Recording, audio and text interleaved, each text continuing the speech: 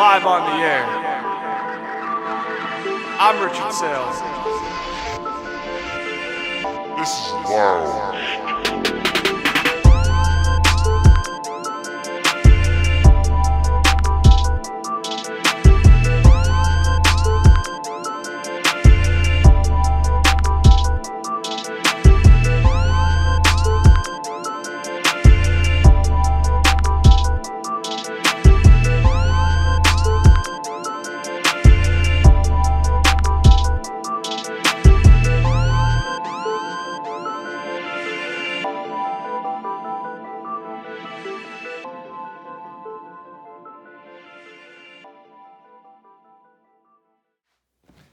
Hello, welcome back to another episode of Lounge Time.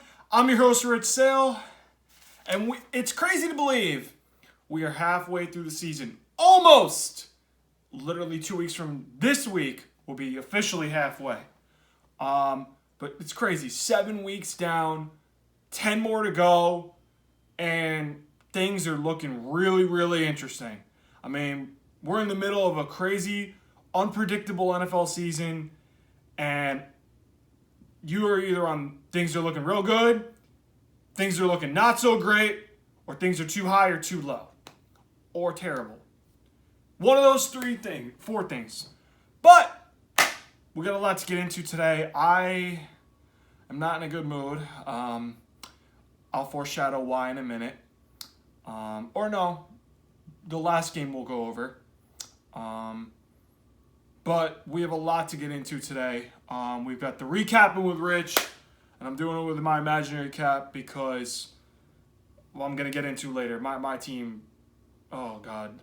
Just save it for later. All right, so here we go. We're going to go recapping with Rich. We're going to start with the Thursday night game between the Saints and the Cardinals. Now, Andy Dalton, I watched this game closely because I had Alvin Kamara for fantasy. Alvin Kamara ran the ball pretty okay. I want to say he had 11 carries for 49 yards, and he had 7 catches for 56 yards. Got to be about somewhere between 17 and 18 fantasy points. That works. But I was surprised how limited they made him in terms of his touches. I mean, he's a really good running back, and I found out that Pete Carmichael's the Saints offensive coordinator who's been under Sean Payton for years. I thought it was the same system he learned from Sean Payton. It doesn't look like that. But the big story is Andy Dalton just isn't the answer at quarterback. He just isn't. I mean, this game he threw 2 pick sixes in a row. Okay? And you lost by 8. Think about this for a second, guys. 2 pick sixes, and you lose the game by 8 points. That's the big difference in the game over here. Okay? So Andy Dalton's not the answer. Now, Dennis Allen's got a big decision to make. I heard he's starting next week versus the Raiders. But Jameis Winston, are you sure benching him was the right call? I know Jameis turns it over, but damn, Andy Dalton just isn't the guy. He doesn't win many games. I think Jameis was, 1-2 when they benched him for Dalton? And they're 2-5, right? So Dalton's worse. He's 1-3. Saints, you got a big quarterback problem you got to figure out. Because Jameis turns it over too much. Dalton's not the answer. You guys got to figure out that position. Chris Olave looked really good. 7 catches, 106 yards. Jawan Johnson, the tight end, caught 2 touchdowns. Shaheed got a touchdown in there. Defense, though, the Saints defense is not the Saints defense of what it's been the last 3 to 5 years. Okay? It's not. They gave up 30 to an Arizona Cardinals team who just got Hopkins back, and they're rolling. Okay? 3-5 in the red zone. 2 possessions. You lost by 8 points. Just think if you cash in both times or even once, we might have a different conversation. Little things lose you games. 8 penalties, 3 turnovers. I mentioned the 2 pick sixes. The Saints are just not who I thought they were and what everybody thinks they are right now. That's how wild the NFC is right now. That's how wild this season is. They're one of many teams. I got a lot to get into with, but I picked them to go to the wild card. I don't like my chances of that right now. Which brings me to the Cardinals. Kyler Murray looked okay. I'm not going to say he looked great. He looked okay.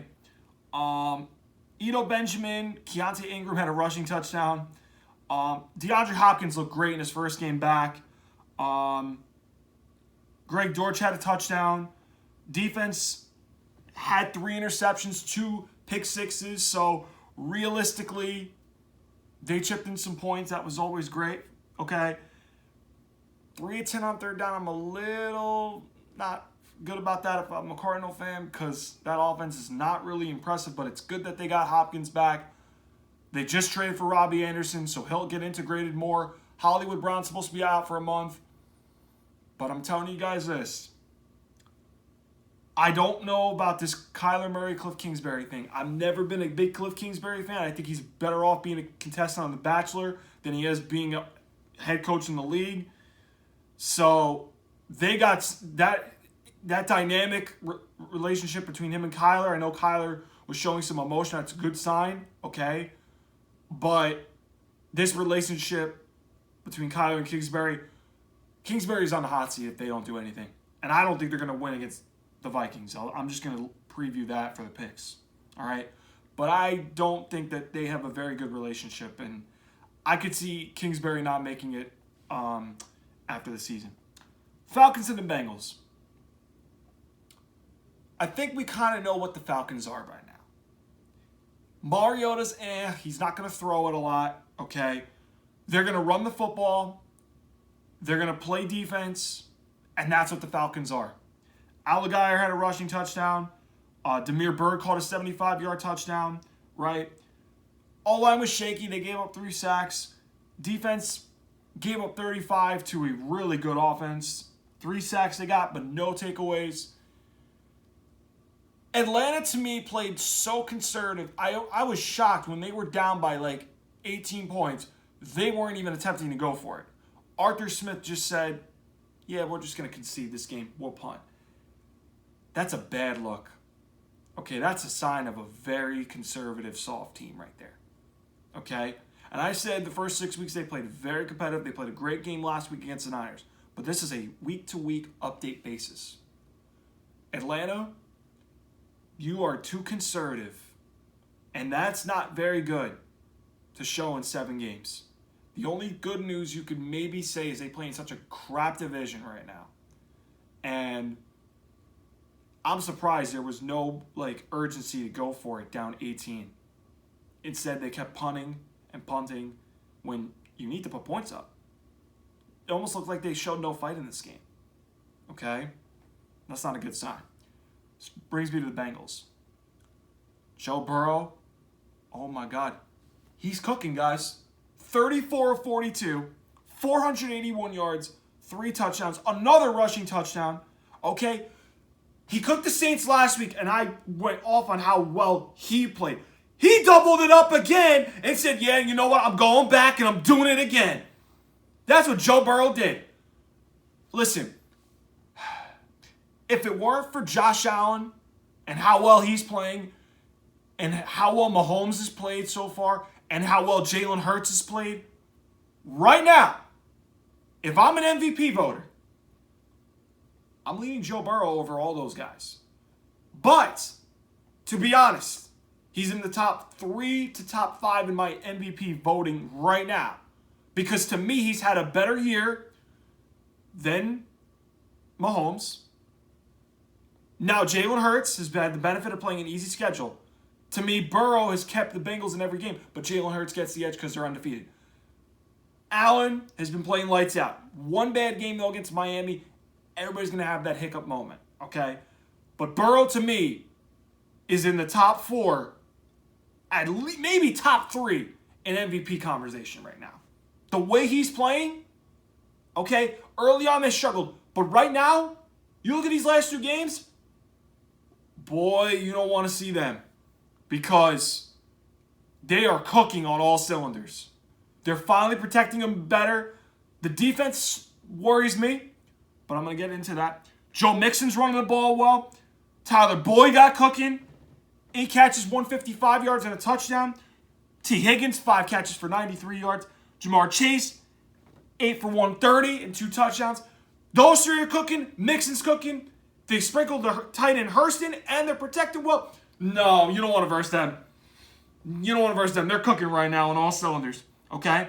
Granted, it's the Falcons, okay? But they've been competitive through 6 weeks. The Saints, he beat in New Orleans, a state he owns, Louisiana. He went to LSU. We all know the rest of that story, okay? O-line, they gave up 3 sacks, but that's going to be the biggest question. Can they protect Joe Burrow?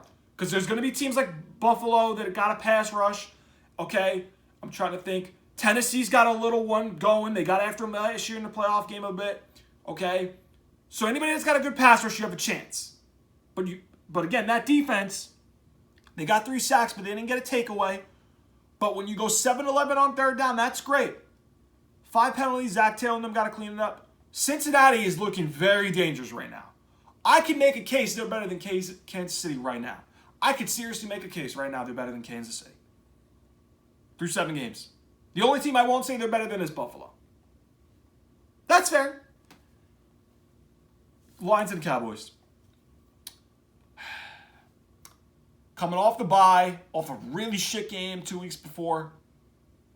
And I think there's one big exclamation point, plain and simple. Jared Goff is not the guy.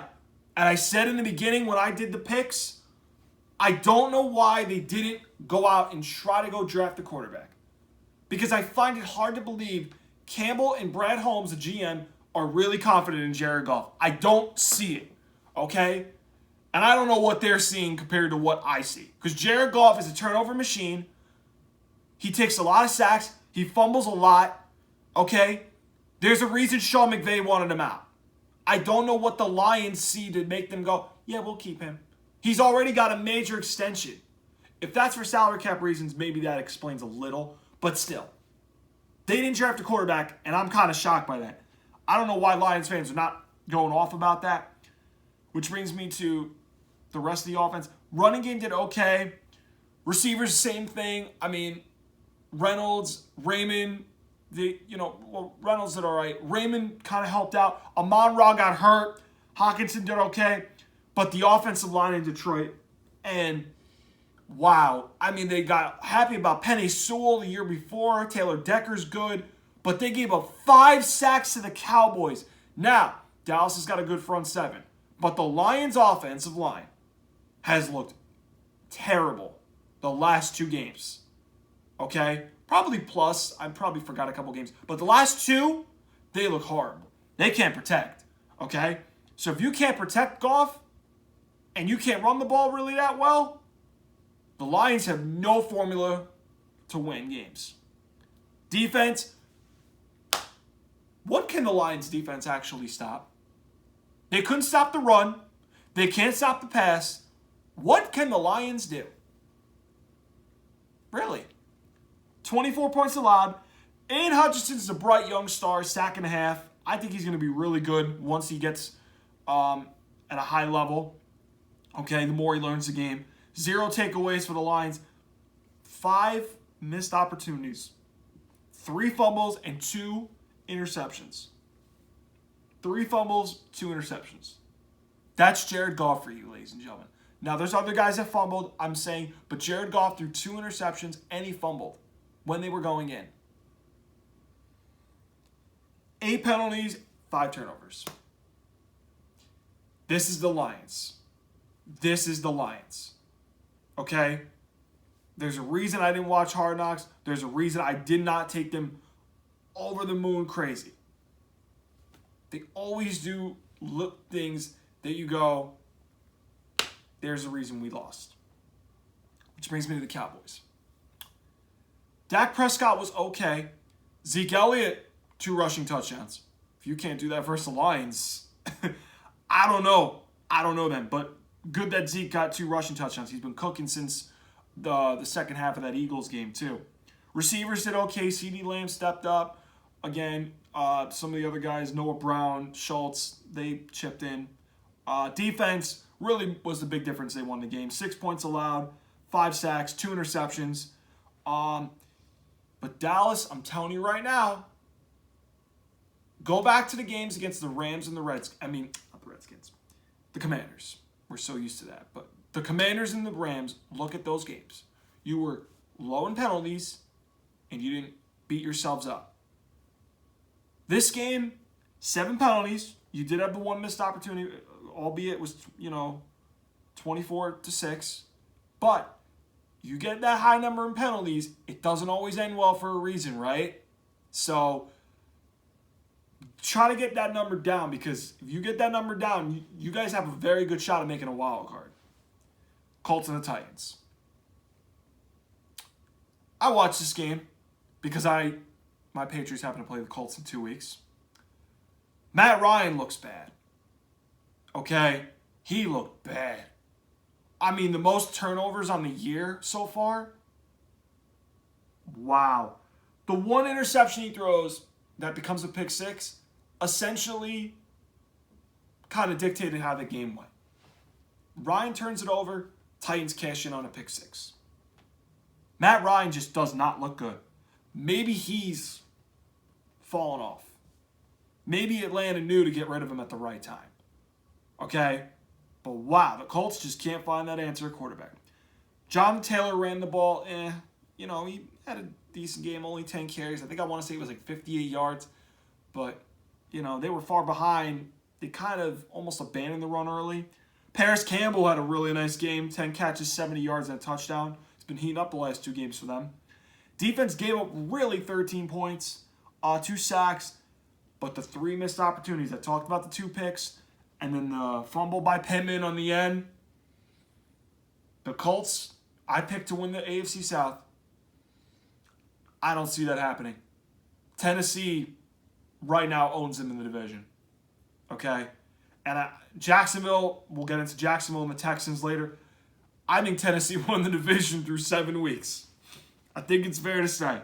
Because the Colts now, I'm about to say this in a minute, but they were 4 of 13 on third down, 3 turnovers.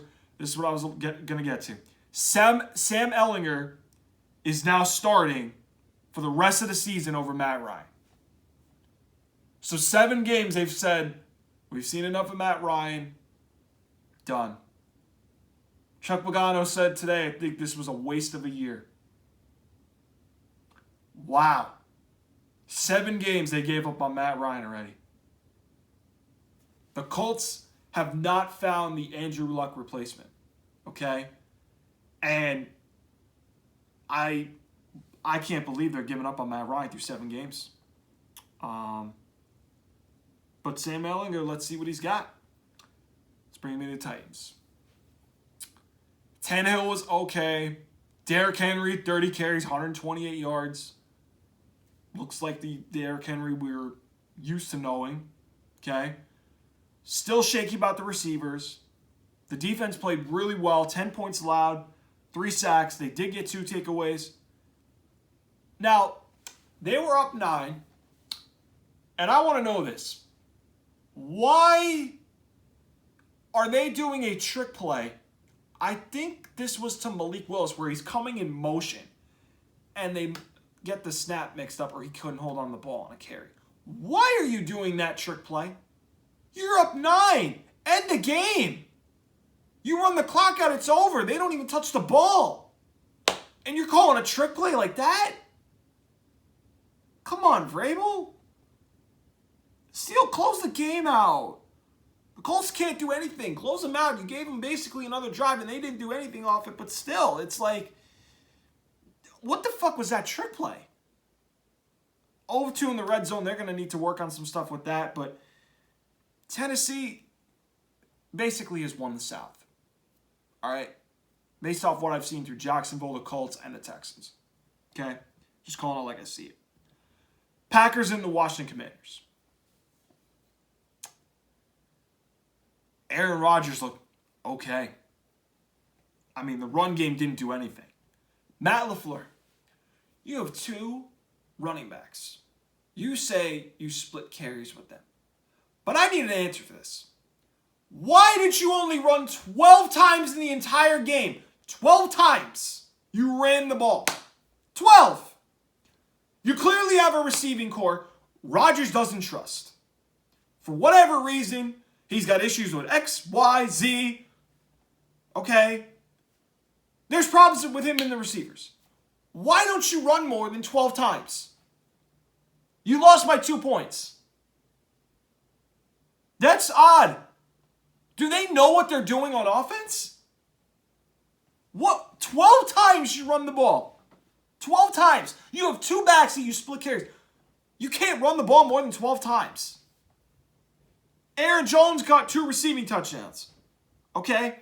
The defense gave up 23 points. They did get a sack. Devondre Campbell had the pick 6. 0 of 6 on 3rd down. 9 penalties. Now, I want to know this. Why are they not talking about the Minnesota Vikings in the NFC North? Because let's face this right now. Minnesota's 5-1. Green Bay's 3-4. Technically, if I'm doing the math right, they're technically 3 behind. Really 4 since they beat Green Bay. And not only that, what the hell is Green Bay on offense? Do they know what they are through 7 weeks? I can't tell what they are. They have 2 running backs that LaFleur's supposed to split carries. They don't run the ball more than 12 times. There's no receiver Rodgers trusts other than maybe Allen Lazard. Romeo Dobbs was the guy for a little bit. Then he's kind of now, I don't know where he is in a rotation. He's got issues with Watson. There's other guys I'm probably missing. What are they on offense? What are they? Because I don't know, and Rodgers misses Devontae. He does. All right? Which brings me to the Commanders. Taylor Heineke, I am convinced, is better than Carson Wentz officially. Taylor Heineke is better than Carson Wentz. You want to know why I say that? Look at Taylor Heineke last year compared to Wentz through these first 7 games. You're going to tell me Washington's not better off with him than Carson Wentz. I'm just saying. Wentz looked horrible Thursday night. Heineke goes in and beats Green Bay. Granted, we don't know how good Green Bay is anymore. But still, that's a good quality opponent he beat compared to who Wentz has beat. Okay? So, Heineke's better than Wentz. Heineke's better than Wentz. Brian Robinson, Antonio Gibson ran the ball well. Gibson caught a touchdown as well. Terry McLaurin got a touchdown. Defense held them to 15 points, really. They didn't get any sacks. They didn't get any takeaways. That's a little concerning. They only got 1 quarterback hit. They need Chase Young back. Because that front 4 has not been good the last 2. This is going to be season and a half. They have not been the front 4 we think they can be.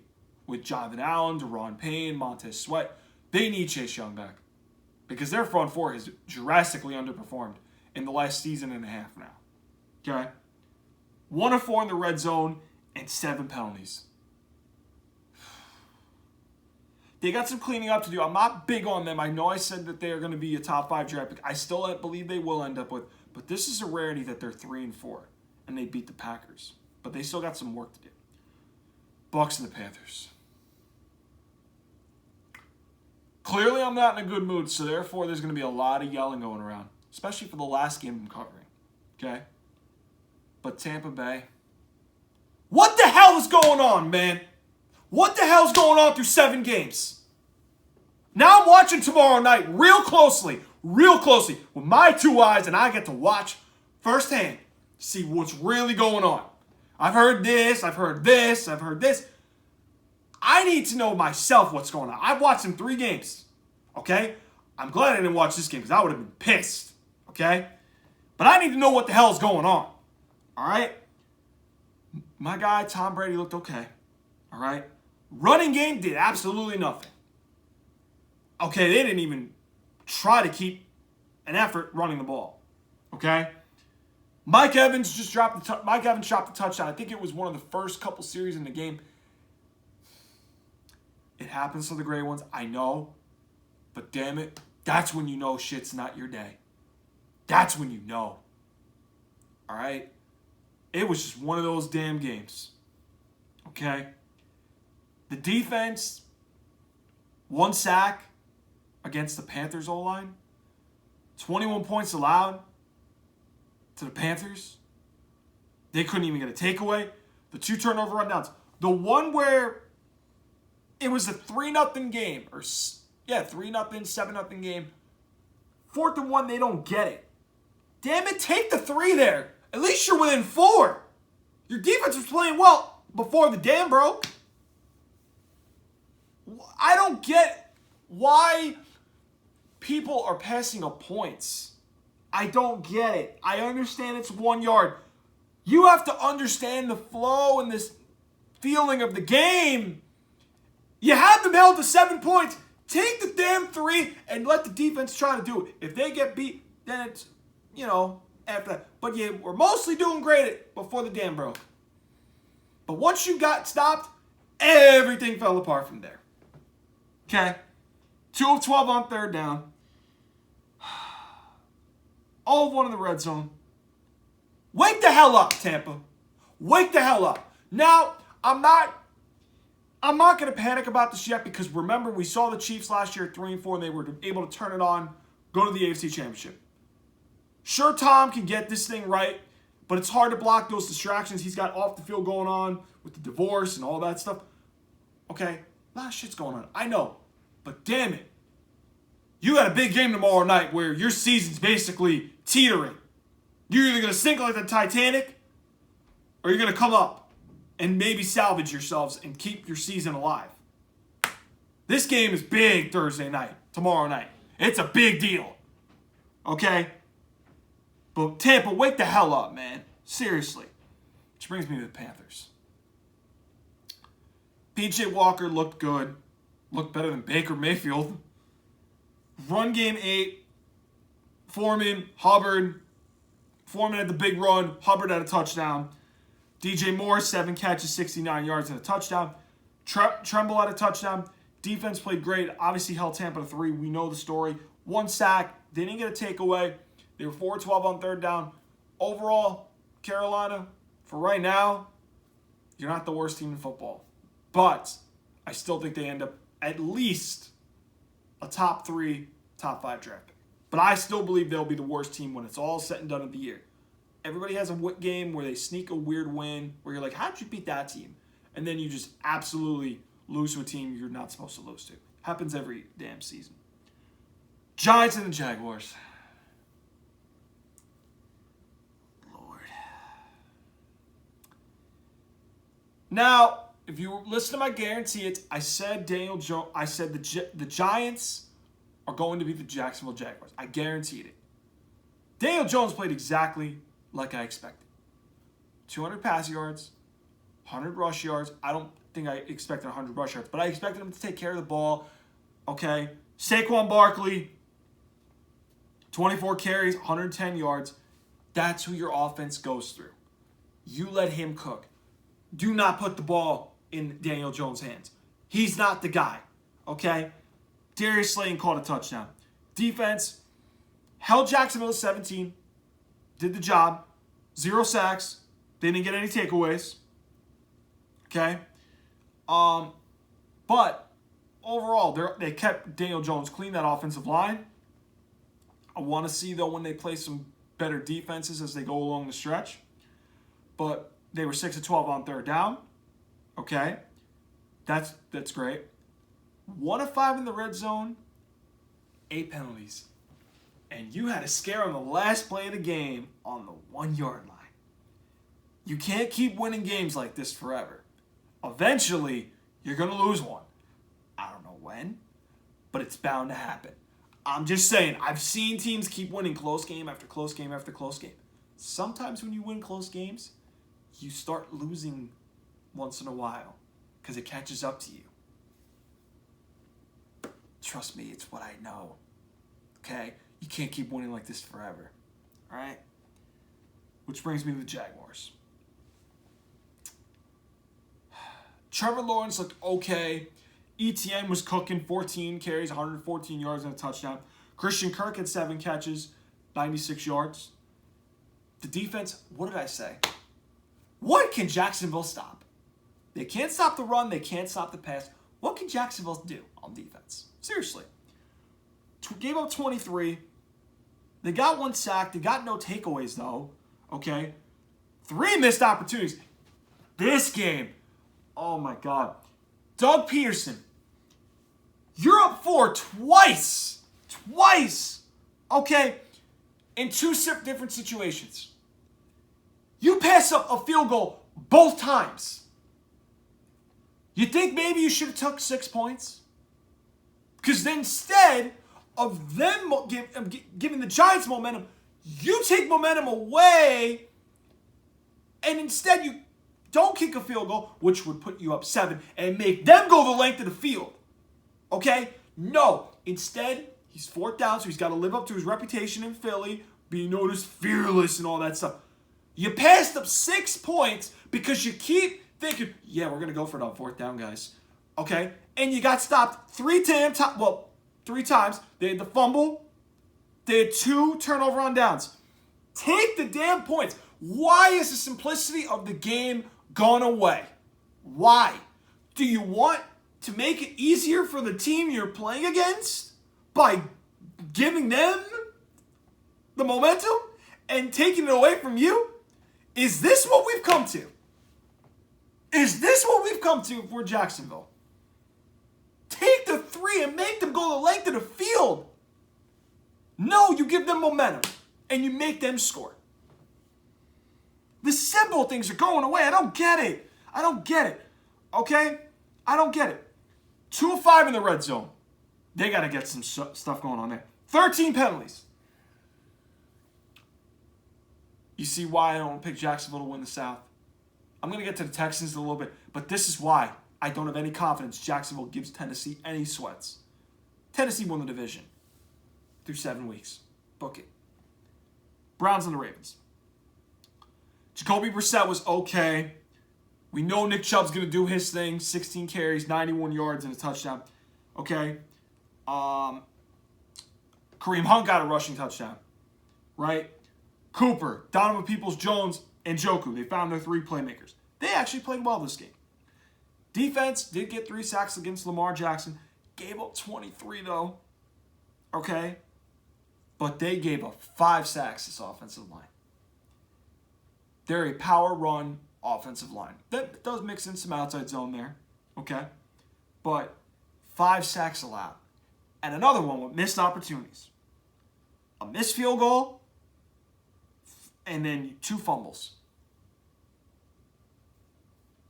Man, Cleveland. This is hard to watch because of the whole Deshaun Watson thing. But they only have one thing they can do well, and that's run the ball. And that's all they can do is rely on the run and hope it wins games. But sometimes you play a team that knows what to do and takes advantage of your weakness, then what? Browns fold. Okay? The Browns fold. 2 of 11 on 3rd down. Horrible. Okay? 2 of 4 in the red zone. You lost by 3. One possession just has to go your way. Different conversation. 6 penalties, 2 turnovers. Browns left a lot on the table this game. Which brings me to the Ravens. Lamar played all right. I'm not going to say he played a great game. He played all right. Okay? Gus Edwards, 16 carries, 66 yards, 2 touchdowns. Okay? Passing game, didn't really do much. I don't think a receiver had over 50 yards on the game. Okay? Not even Mark Andrews. Geez, if you're defensive coordinators, thank God somebody finally looks like they have a game plan to slow Mark Andrews down. Okay? Somebody's watching. Thank you. Okay? Offensive line, still shaky about that offensive line for the Ravens. 3 sacks allowed this game. All right? Defense gave up 20. That'll win you games with that offense. Okay? 5 sacks they got. 2 fumble recoveries. Okay? It works great. 2 of 4 in the red zone. They'll get that stuff maybe, figure that out of some sorts. They had 1 turnover. John Harbaugh and them, they're going to get that stuff cleaned up. Short week, though, against Tampa. big game coming up because Tampa's going to need it, and the Ravens do not want to be in that 500 hole halfway through the season. Jets and the Broncos. Breece Hall really had the big play that kind of had one of the key differences in this game. But unfortunately for the Jets, he's out for the season. And that's a big blow. Okay? Running game didn't really do much after he left. Receivers didn't really do much. Zach Wilson just didn't really wow anybody, I would say. Defense really won the game. Okay? 9 points allowed. They got 1 sack. LaMarcus Joyner got the pick. 3 of 14 on third down. That's bad. But a couple big plays you get against Denver, you're winning the game with how shit that offense is. Okay? All one in the red zone. 11 penalties. Still some Jet-like things there. Okay? Third down was horrible. Red zone, 0 of 1. 11 penalties. But the defense won them the game. Okay? Offense took care of it, didn't turn it over. But they didn't look really impressive once Breece Hall left. But that was their guy, and now the Jets have to make some tough adjustments. They just got James Robinson from the Jaguars, so you bring somebody in that is a good, reliable running back to help out. Overall, it's a nice trade for them, I can't lie, but damn it, man. Of course, the week the Patriots got it versus the Jets. Of course. Which brings me to the Broncos. Brett Rippon was actually okay. It's just Denver can't move the ball because Nathaniel Hackett's way in over his head. Okay? The running game didn't help much. I know Murray had the rushing touchdown. Okay? Jerry Jeudy, who teams now want before the trade deadline, 7 catches, 96 yards. Dolchich had 6 catches, 51 yards. The defense had 16 points they gave up. They got 3 sacks. They got a pass rush. But missed opportunities continue to be Denver's season. Missed field goal, the interception, the 2 turnover on downs. The Broncos just need to find ways to score. They don't move. They move at a fucking they move at a freaking turtle pace, a snail pace.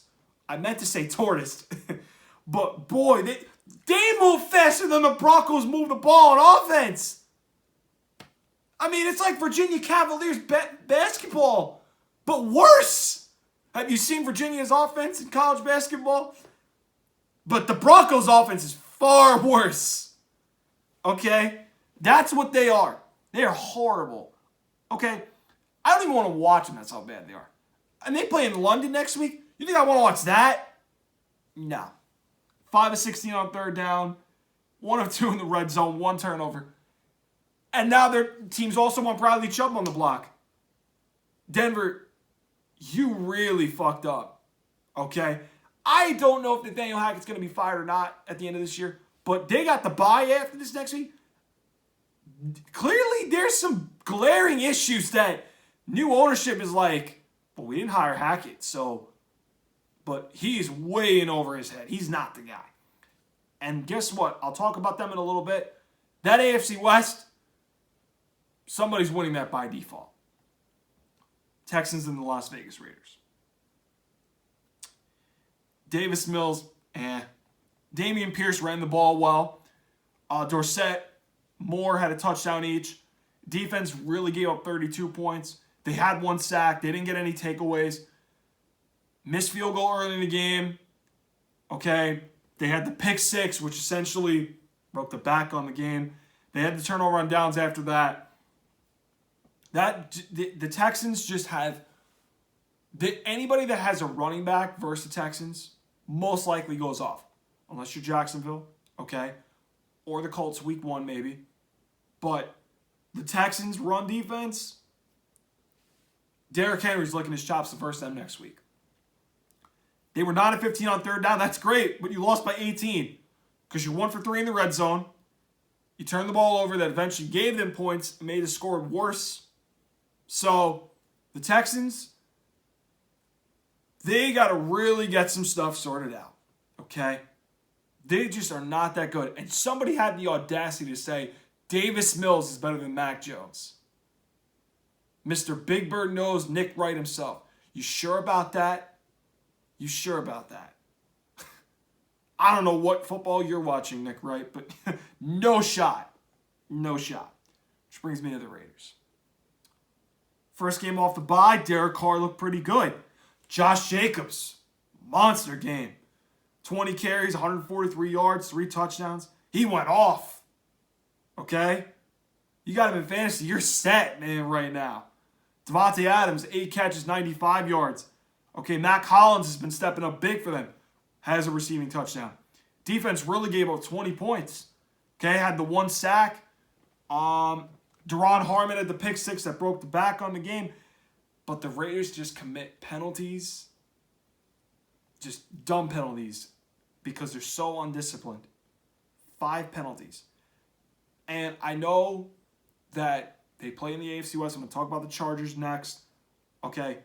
The AFC West, I hate to break it to you. Yoham, I know you're watching this. You're my big Mahomes hater too.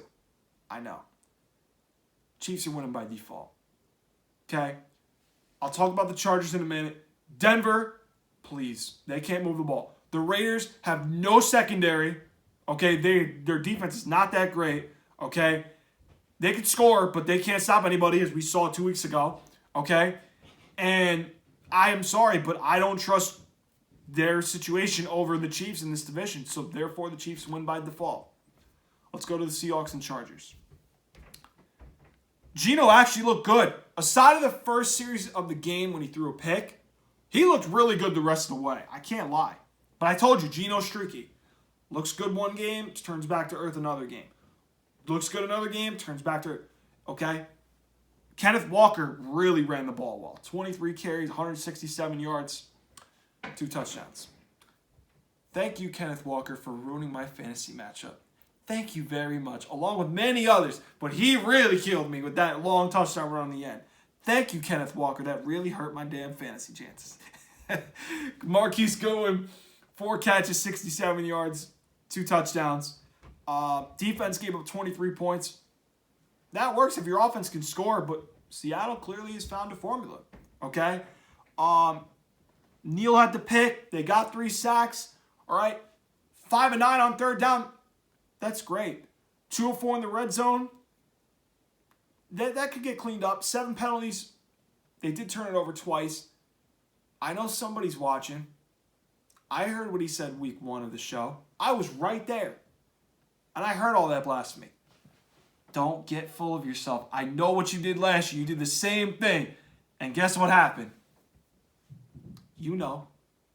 I called you right up and said, it ain't happening.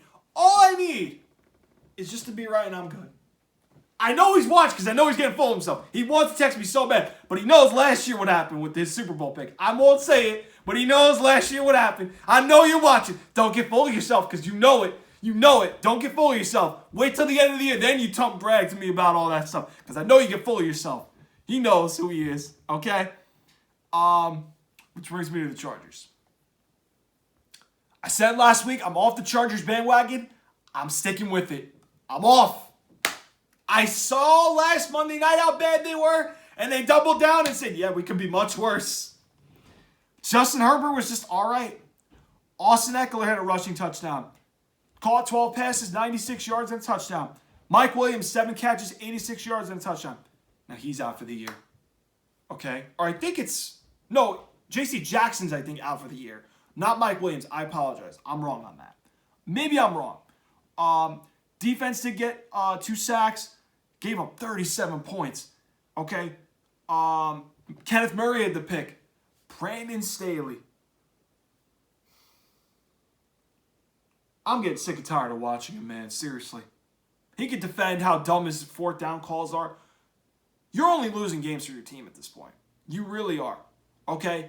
Charger fans, I'm very curious to see if you want him gone now.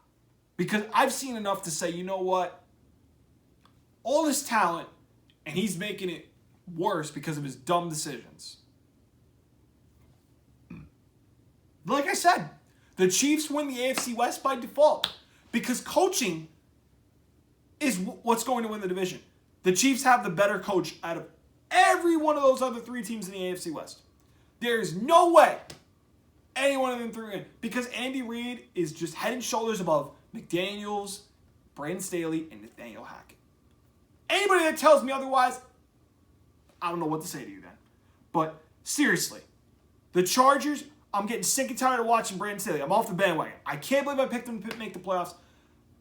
I'm done. I'm done. 7 penalties, 2 turnovers. I'm done. I can't watch them no more. I'm done. I just refuse to watch them.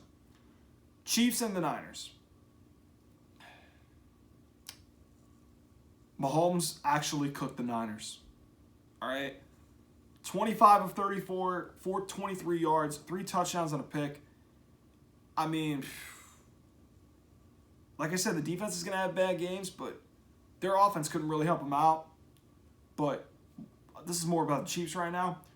Mahomes cooked the Niners defense. Running game did okay. They started Pacheco over Edwards-Helaire. All right. Hardman had a receiving touchdown, 2 rushing touchdowns. He really had a game. Edwards-Helaire got a rushing touchdown. Juju, 7 catches, 124 yards, and a touchdown. He's been cooking the last couple of games. Marquez Valdes-Scantling, 3 catches, 111 yards. He had a big day. Watson got a touchdown. Defense gave up 23, but when you can score like the Chiefs, you get away with it in most cases. It's mostly not that great if you're another team, okay? 5 sacks they got on Jimmy Garoppolo, 2 interceptions, 6 of 9 on third down is great, okay? 8 penalties, though, they got to clean that up. But the Chiefs, I'm here to say, congrats on winning the AFC West. But I warn you, Chief bandwagons, somebody's going to be watching this little offense, revamped offense you're watching. Bills gave you a match, okay? We saw the Colts game. The Chargers even made you go sweat a little bit. Somebody's going to find something out. I know when you're going to lose. I'm not going to say when, but you guys are due as well, Chief bandwagons, okay? But I give you credit. You beat a good team on the road, which brings me to the Niners. Now, before I go into the Niners, the Christian McCaffrey trade happened, I want to say 24, 48 hours after last week's lounge time. So that's a big trade. Let's just talk about that for just a second. There's connections to this. If you guys remember, Ed McCaffrey played under Mike Shanahan going back to when he was the offensive coordinator for the Niners and when he was the Broncos head coach. He got Ed McCaffrey with him to Denver. Okay, won 2 Super Bowls with him. So there's a connection between the Shanahans and the McCaffreys going back to those days in the mid to late 90s, okay? So this move doesn't surprise me. Kyle Shanahan needs another dynamo that is willing to catch the ball out of the backfield, okay, and run the ball. If Debo doesn't want to do it, C-Max is the perfect guy for it. So, you know, and knowing the Rams, they like to beat everybody and get star power, so why not? I don't blame this trade for the Niners. It's a good trade. So, I want to say that's a big trade for the Niners, okay? Didn't look great this game, but again, he's got to integrate himself in the offense. Once he gets more comfortable, he's going to be a really nice fit with this offense, okay? But let's get back to this game. Jimmy Garoppolo was okay. Running game did all right. George Kittle, 6 catches, 96 yards, or 98 yards and a touchdown. Ray McLeod, 4 catches, 65 yards and a touchdown. Ayuk, 7 catches, 82 yards. He's having a big year this year. Defense had its worst game of the year. Worse than Atlanta. They doubled down on how bad they were. 44 points allowed, 1 sack. Hufanga had the pick. But turnovers just doomed the Niners with Jimmy Garoppolo. Interception, fumble, interception. The one in the red zone was an absolute no-no. That was a killer. Because you score on them, all the pressure starts to shift towards Kansas City before half. But you're lucky they had a missed field goal on the other end. Killer possession. That's one Jimmy needs back. That's one Jimmy wants back. Okay? 8 of 14 on third down is great, but you have to be able to score. But they were 2 of 5 in the red zone. 10 penalties, and they turned it over 3 times. The Niners got some real problems they got to start fixing. And they got a tough game at the Rams coming up. Okay? And Sean McVay off a bye. Knowing Kyle Shanahan owns him, Niners, get your act together real quick, man. Steelers and the Dolphins. Now, I watched this game because I wanted to see Miami a little more. Kenny Pickett was cleared. Wanted to watch this game. Steeler fans, I'm going to tell you the exact same thing I'm telling everybody with either rookie now or young quarterback. Kenny Pickett has some growing to do in his game, clearly. Okay? Just like many of these other young quarterbacks. Okay? The 2 picks against Miami, the one where the safety jumps the route where he's behind, I think it was Freiermuth. I think that was the Holland pick, I want to say. And he picked him off. That's a no-no, Pickett. You lost by 6 points. You just got to not turn the ball over. I understand you're trying to make a play, but you got to learn a good play from a bad play. And he'll learn the game. I'm confident in that. Steeler fans, you got to be patient. This is tough to watch. I have got a friend who was right here watching. Okay? Right here. I asked him about Pickett. I told him, you got to be patient. You got to let him grow. Okay? He got mad. He texted me, I'm not going to say what he texted me, but I told him, I said, he's got to grow. Okay? It happens. It happened with my guy last year. Although we have a different problem right now I'll get into in a moment. But he's got growing to do. And the one in the end zone toward the sideline, I don't know. I didn't like the way he managed a 2-minute drill, but 2 bad fourth quarter interceptions. Najee did good, though. 13 carries, 65 yards. He did good running the football. Pickens, 6 catches, 61 yards. He had a touchdown. Freiermuth, 8 catches for 75 yards. They've got a nice nucleus on offense. They just need somebody to run the offense other than Matt Canada and provide some kind of protection for Pickett, which he actually did very well in this game. Okay? Defense won them the game. Well, they didn't win them the game, but they did enough to help them win the game. 16 points to Miami with Tyreek and Jalen Waddle. It's pretty good. Okay? 0 sacks, 0 takeaways. Only 1 hit on Tua, though? 1? And I know TJ Watt's out, but Alex Highsmith's up there in the league in sacks until Monday night. But I'm just saying, 1 hit on Tua? Now, TJ's coming back soon. That's the good news, but Pittsburgh's got to find some pass rush help outside of TJ Watt. Cam Hayward, he can't do everything in the middle. Some of those other guys got to step up. All right, 4-14, awful on 3rd down. 1 of 2 in the red zone. If you scored on that other one, we're having a different conversation. Okay? 5 penalties, 3 turnovers. Pittsburgh, this is growing pains. Okay? And this is what it's going to take. You had it with Big Ben a long time ago, but at least you had a better built team and everything. But this team right now, nowhere near what Big Ben had as a rookie. Okay? So, you got to build, a better team around Pickett. All right? And you got to clean up the little things, which Tomlin's very good at. But they got to do a better job of building a better team around Pickett. Okay? Which brings me to Miami. Tua looked good in his first game back off concussion. I'm glad he was able to play. He looked good. Very, very good to see that. Okay? As a non-biased Patriot fan, it was good to see. It really was. Okay? Running game did okay. Mostert got a receiving touchdown. The defense won Miami the game. You hold Pittsburgh to 10. If your offense can get 14, you're basically set. 13 even. Okay? Jalen Phillips had a sack and a half. Team had 3 interceptions. 4-14 on 3rd down. That can get some work done. 1 of 3 in the red zone could get cleaned up. I didn't like the 4th down call Mike McDaniel did. One day it's going to, hurt him like Brandon Staley did. Okay? Or has been doing. 5 penalties Miami will get. I'm assuming cleanup since their schedule gets much easier after this. Okay? But overall, Miami's defense, they won them the game in a lot of different ways. Which brings me to, painfully, the Bears-Patriots Monday night game. I'm going to go to the Bears first before I launch my epic rant on my own team. And yes, I'm going to get there, but let me go to the Bears first. Justin Fields played really good against us. I didn't see this coming. I didn't. 13-21, 179 yards, a touchdown and a pick. I was shocked they didn't let him throw more before this.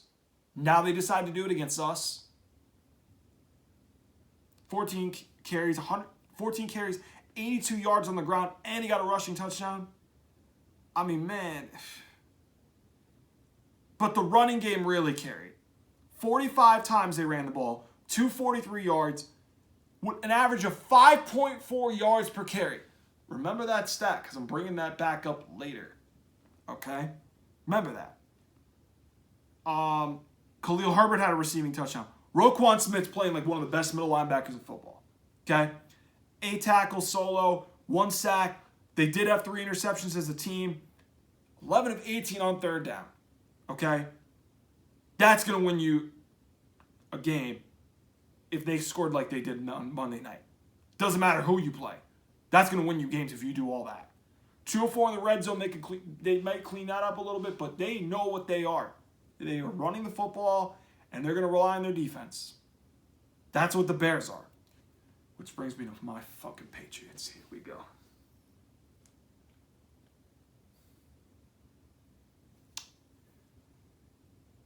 I just want to point this out before I start. If you're listening on speakers, please lower them. If you're listening on headphones, please lower.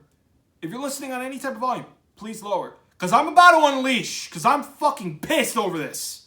Okay? I am. I have no filter with my own team. Okay? No filter. Boy, did I wait for this.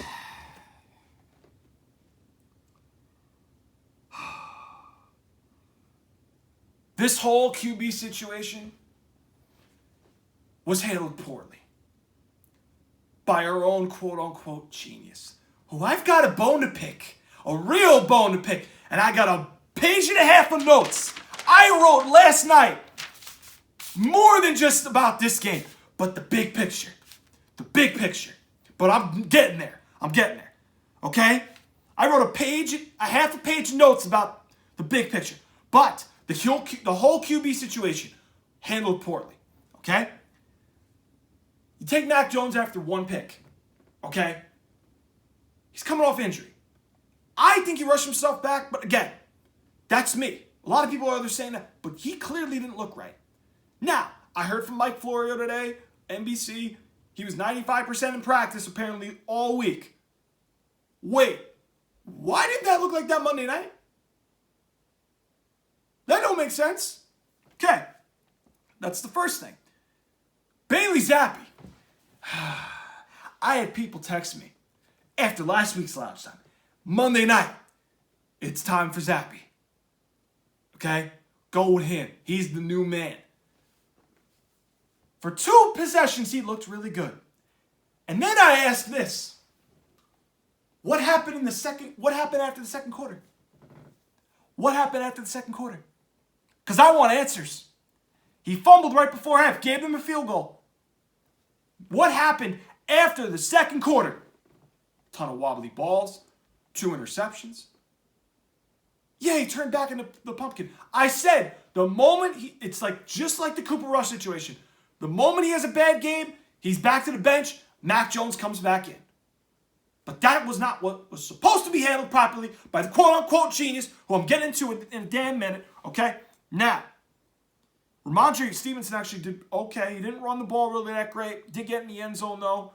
11 carries, 39 yards. 8 catches, 59 yards. Devontae Parker had some big plays in the game. 3 catches, 68 yards. Myers had the long touchdown of like 40 yards. The defense sold us this game. Point and simple. They sold this game. 33 points allowed. They did get 4 sacks. I told you the Bears line's not very good, but they still won the game outright. Okay? Miles Bryant had 1 good play, the pick. Other than that, he was awful by my standards. Awful. Matt Judon, the one good thing I'll get into later, he had an amazing game. I'll get into that whole thing in a little bit. Don't matter that we went 5 of 10 on third down, because we didn't score. Okay? We couldn't stop anybody either. Turning it over 4 times. Which brings me to the page and a half of notes I took the time and wrote my own self last night. Listen, Patriot fans, you need to start waking the hell up about something and open your damn eyes, because this is the real problem that's going on. that nobody wants to say except this guy right here. The game has passed by Bill Belichick. And I am going to back this up with a very good case. Feel free to disagree. If not, you can come right here and debate me about it if you want. But I'm sticking by this 100%. And I'm not backing off because I got no filter with my own team. Okay? Let's go to the very beginning, which was the Brady Jimmy G thing. He forced Brady out. Tried to get rid of him behind closed doors. And made Jimmy G the guy. How's Jimmy G doing right now in San Francisco? Not very good. So he didn't look like he was the guy. Okay? Maybe Bill kind of saw it. Maybe not. But Kraft said, no, you're not getting rid of Tom. You trade Jimmy G. That made him mad, which leads into later that year when the Eagles Super Bowl happens. Inexplicably, he benches Malcolm Butler. Why? You bench him in favor of Eric Rowe. Eric Rowe got cooked that whole game.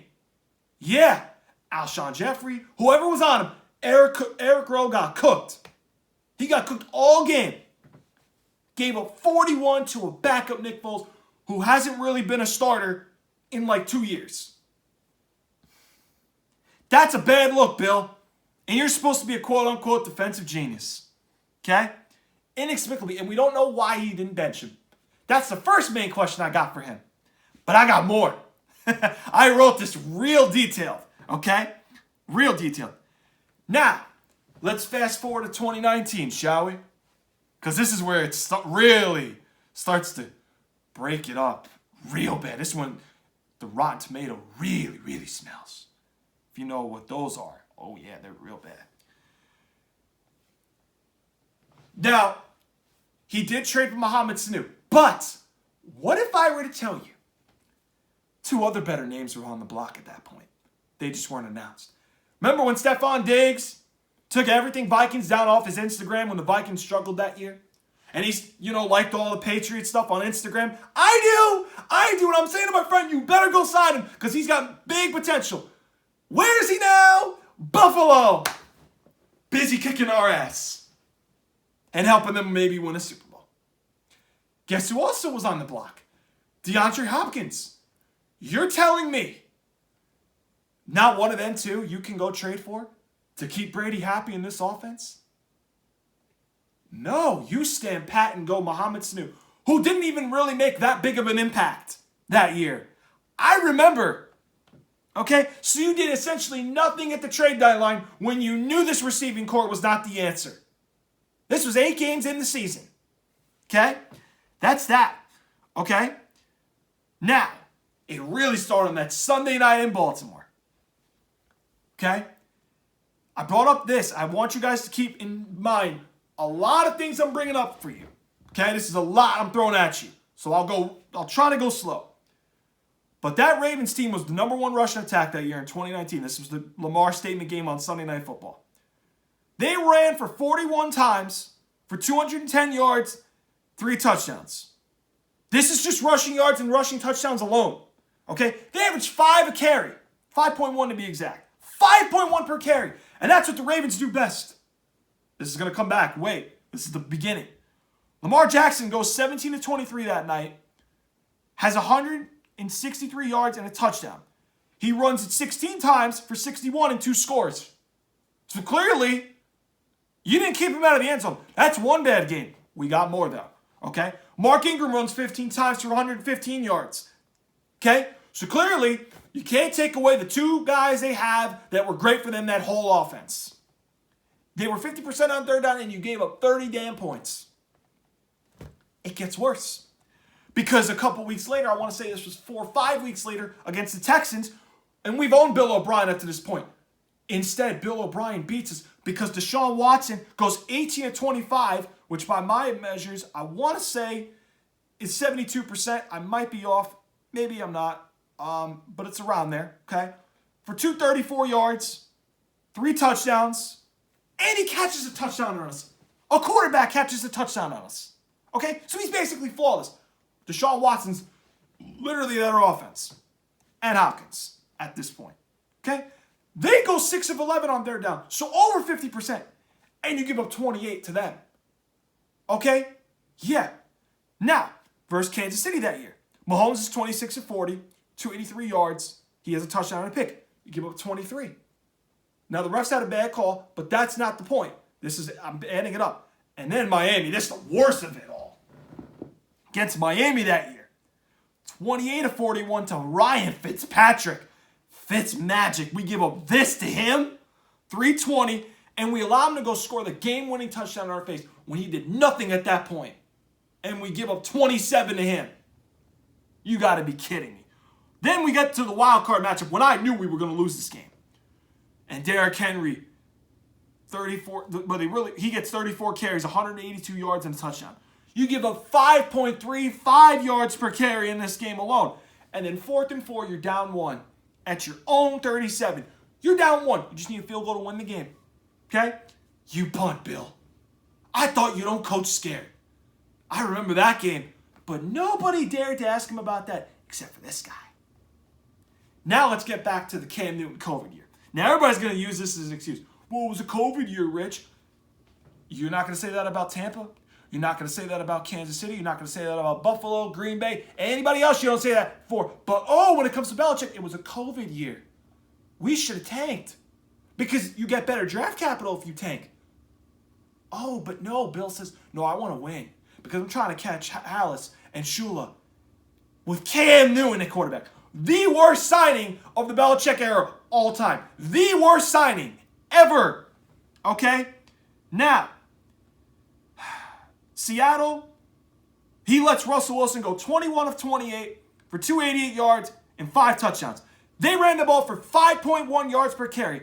And it was so bad that their play calling in that game, they made it seem like Seattle was dumb in that game. You remember that? Remember that? I do. Horrible play calling in that game. Okay? Then Cam Newton. Let's talk about his bad games. This is a result of the Belichick signing him. Okay? He has that game where he's 157 passing yards, 2 picks against Denver, has 4 sacks. The Niner game, he does even worse. He throws for 98 yards, 3 picks. Okay? He fumbled the game at Buffalo. You remember that? Oh, I do. Fumbled the game at Buffalo. At Rams, he has 119 pass yards on 16 attempts and a pick. Okay? And then, he's 5 of 10 for 34 yards, 2 sacks. Oh, yeah. That was brutal, too.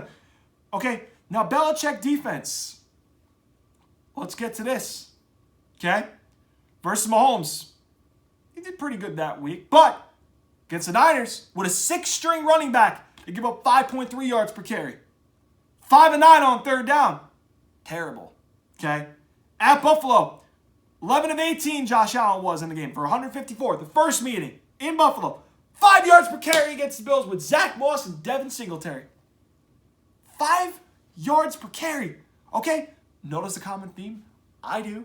Okay? I hope you notice. Okay, now, the next meeting, when Allen's really hitting his prime right now. 27 to 36 for 320 and 4 touchdowns. 4.19, but that's still bad.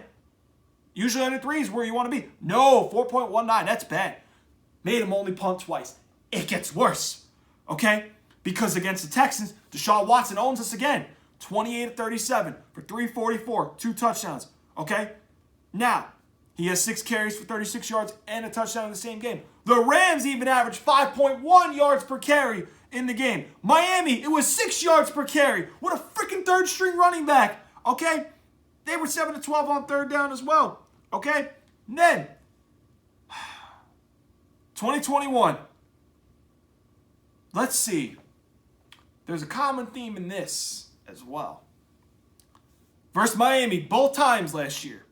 Let's go to the first meeting. Waddle, 4 catches, 61 yards, and a touchdown. Parker, who's now on our team. At that time, he was in Miami. 4 catches for 81 yards. Clearly, he didn't take away their best players. Okay. Versus New Orleans, Kamara, 24 carries, 89 yards, 3 catches for 29 yards, and a touchdown. You didn't take away Alvin Kamara. Okay. Dak Prescott, the Cowboys. You didn't take him away and make him not that great. Because he goes 36 of 51 for 445 yards, 3 touchdowns, and CeeDee Lamb catches the game winner and does the wave in our face. Remember that? Oh, yeah, because he has 9 catches, 149 yards, and 2 scores in that game. And then Jonathan Taylor, in Colts, off the bye. He goes 29 carries for 170 yards and a touchdown. 6 yards per carry he averages on us. Okay? Notice a pattern. Okay? I'm going to wait because I got a little bit more. Now, the last 2 meetings versus Buffalo, he doesn't make them punt once. They punted 0 times. 0. Okay? Allen goes 30 of 47 in the first game for 314 and 3 touchdowns. And then in the next game, he's basically flawless. 21 of 25 for 308 and 5 damn touchdowns. And Stephon Diggs scores 3 touchdowns in the 2 meetings. So clearly, Bill, you're known for taking away their best player and playing left-handed. Well, guess what, Bill? It ain't working. It ain't working right now. Because teams know, and they're still doing it on you. So now what? Okay, now, let's get to why we're in this damn position right here. Now, I'm going to go back to Cam Newton for a minute. Why did we sign him? That was terrible. Clearly, it didn't work out. Oh, because he was the best guy available out there. Really? Maybe you should have tanked.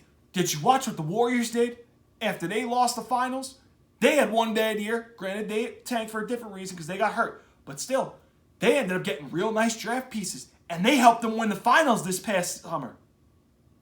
Remember that? Different sports, but I'm just saying. Tanking for them helped. Okay? Now, you don't value wide receivers.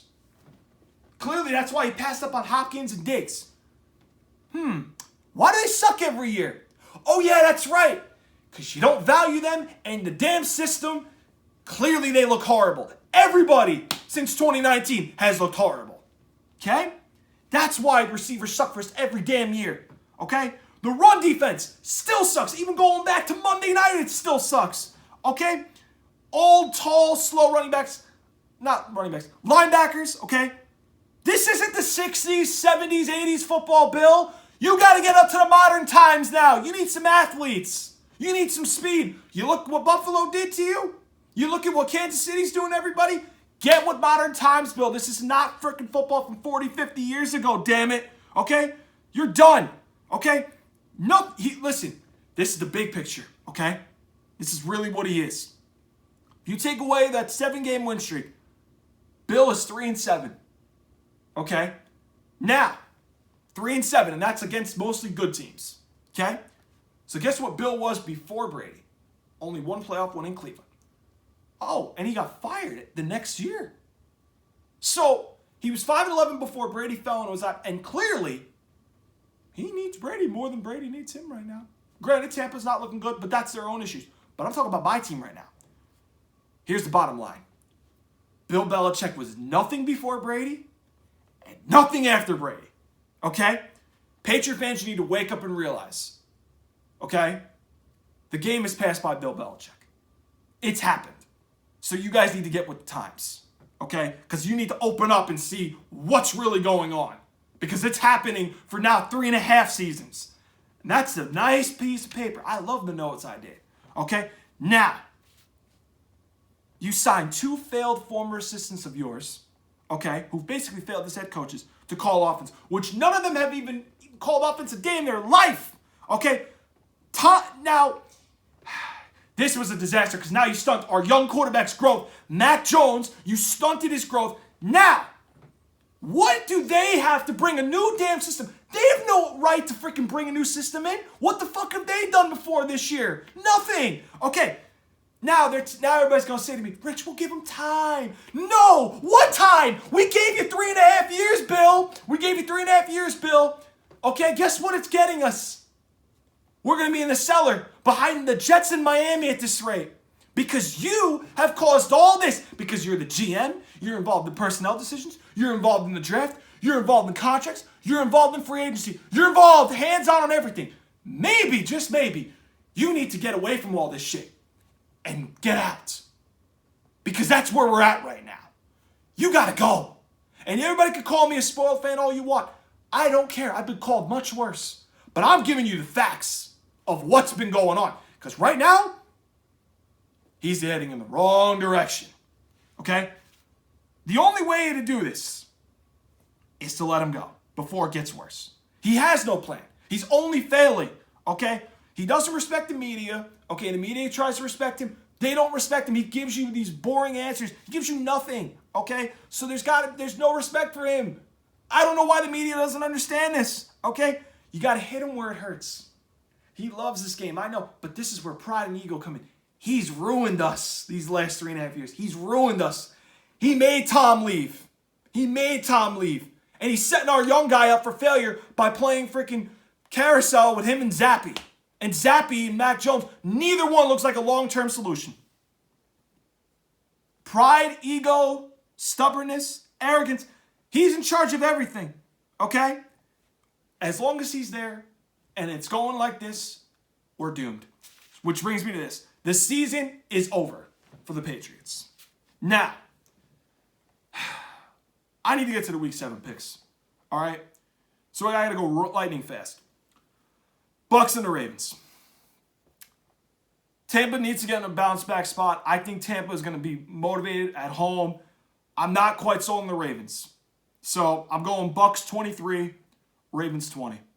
Jacksonville and Denver. I'm not picking Denver. This is an easy pick. I trust Jacksonville to win this game. 21-13 over the Broncos. Falcons and the Panthers. Falcons know what they are. The Panthers coming off a big win. No way that happens 2 weeks in a row. Give me the Falcons, 20-10. Cowboys and the Bears. Bears coming off a big win. And the Cowboys look really good on defense. Kind of like what the Cowboys can do, better than what we ever did last Monday night. So give me the Cowboys 27, the Bears 17. Miami, Detroit. Take the over. These teams are going to score. Okay? I got Miami 38, Detroit 31. Vikings and the Cardinals. Minnesota's a really good 5-1 team. They need to be put respect on, okay? Give me the Vikings 30, Cardinals 20. Raiders and Saints. Said in the beginning, Saints defense is not what we think it is. The Raiders, they can't stop anybody either. This might be another over, but I don't think it's going to be. But I'm going Raiders 27, Saints 23. My Patriots against the Jets. The only thing I got that remains in me is my pride to fucking still ride my team. Okay? But I wouldn't be shocked if the Jets beat us because we're so bad right now. I'll take my team 23, the Jets 17. Eagles and Steelers. Eagles coming off the bye. Pickett, they got to grow. This is a bad spot. Give me the Eagles 30, Steelers 14. Titans and the Texans. Texans can't stop the run. Titans, they can stop the run, so pretty one-sided here. Titans 24, Texans 10. Commanders and Colts. Sam Ehlinger or Heineke. I like Heineke a little bit better. I don't think Sam Ehlinger wins his first game. Washington 23, Colts 16. Rams and the Niners. Sean McVay off a bye. Niners don't look good, but Sean McVay's got to get him at home. The Rams need to get right. Niners defense looks bad lately. Give me the Rams 27, Niners 21. Seahawks Giants. Seattle's impressed me so far through 7 weeks. I can't lie. Giants can't keep winning these close games like they've been winning. Eventually, one's going to happen where they lose. I'll ride with Seattle. Give me 28-24. Seahawks over the Giants. Bills and Packers. Packers don't know what they are on offense. And the Bills know what they're going to be, and they're clearly head and shoulders above everybody in the league. Give me Buffalo 41, Packers 20. Bengals and the Browns. Browns only run. Bengals are cooking. Who am I picking? You know. Bengals 38, Browns 17. Those are my week 8 picks. All right, guys, thank you so much for tuning in to Lounge Time. Make sure you guys hit that notification bell, hit that subscribe button so you guys can get all the latest updates needed going on throughout the season. We got Guaranteed's coming tomorrow. All right, so we'll be back maybe for tomorrow because there might be some action there. But if not, I will see you guys next week on the next episode of Lounge Time. Have a good night, everyone.